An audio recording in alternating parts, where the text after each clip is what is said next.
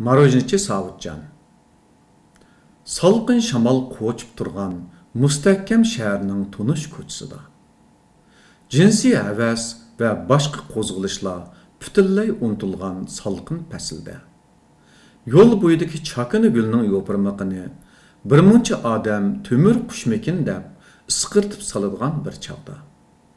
Suv bilan muz hech kimning xiyoliga kelmaydigan ahvolda.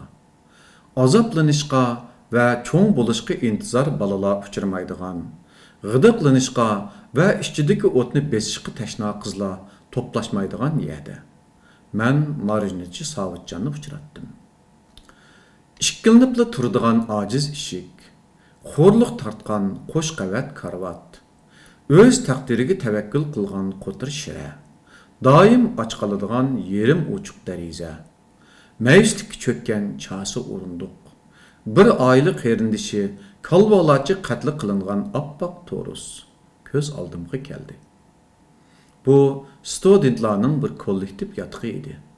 Men Savitjan bilan shu yotoqda tunji ko'rishgan. O'yladimki, u bir kimlarga havas qilib she'r yozgan. U bir kimlarga hunarga kirib shogird bo'lgan. U bir kimlarni tadqiq qilmoqchi bo'lgan. U bir kimlarga sherik bo'lib oshpazlik qilgan. U bir kimlarga yollanib muharrir bo'lgan.